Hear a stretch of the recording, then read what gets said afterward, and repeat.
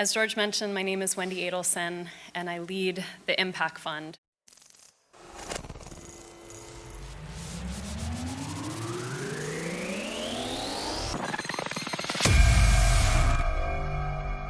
And now please welcome to the stage the Executive Director of the Immigration Partnership and Coalition Fund, Ms. Wendi Adelson.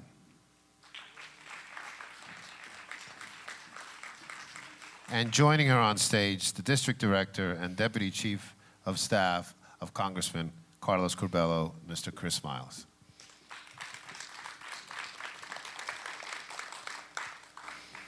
Thank you, George. I am so proud to be here tonight.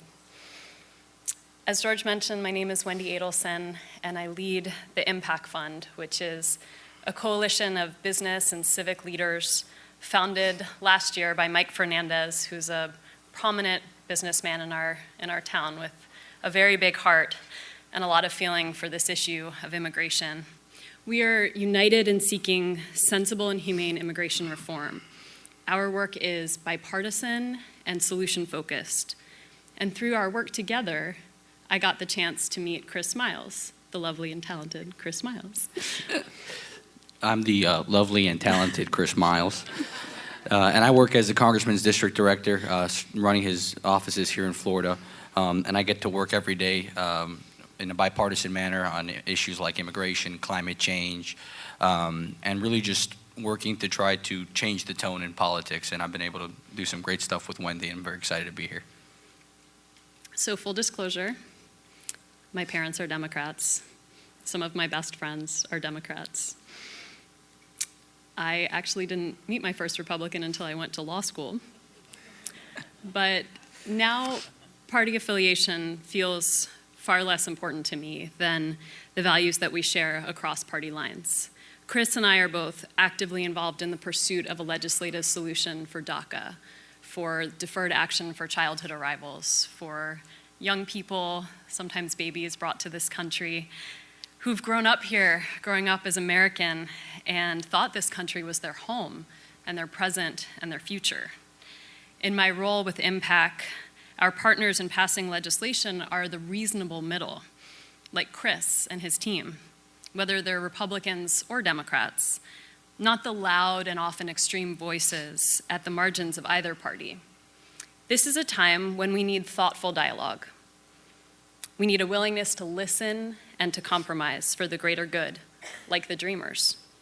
Dogged adherence to a party line is not going to move us forward as a community, a country, or a society.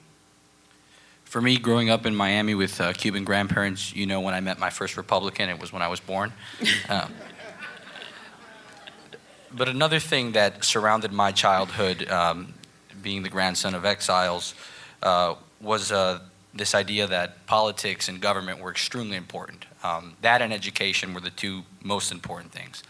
And it was something that was very central to my childhood, whether we were at the coffee window or La Ventanita at Versailles or Isla Canarias later on when we moved out west, like most Cuban families did.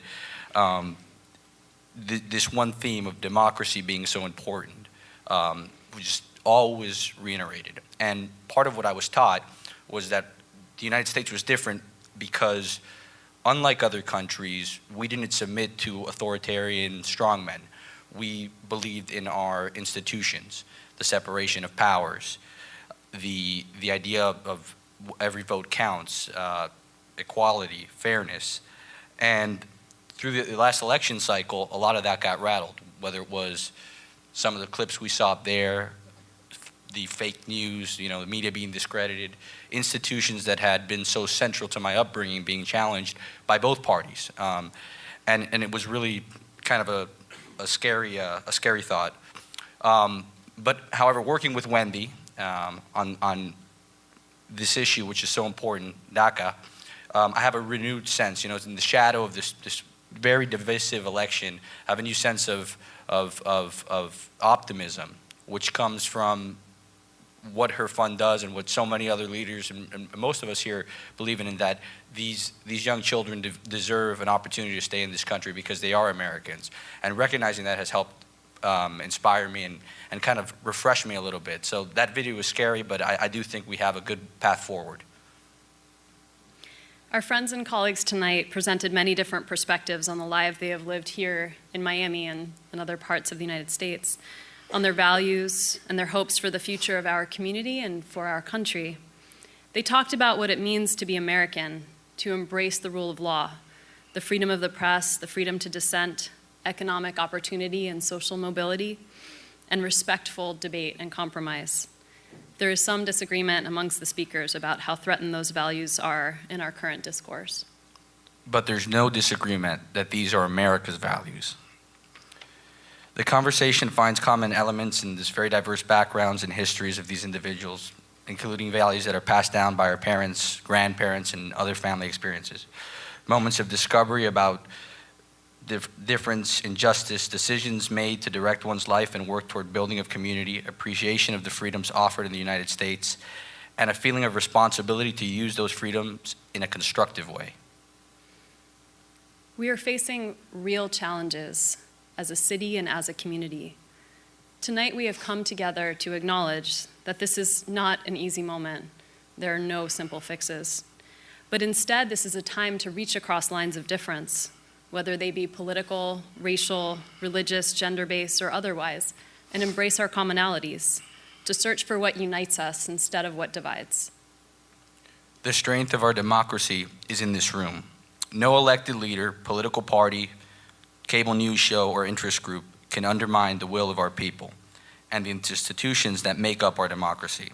It's time to turn down the noise of partisanship and identity politics and turn to the principles that unite us all. Democracy lives in us.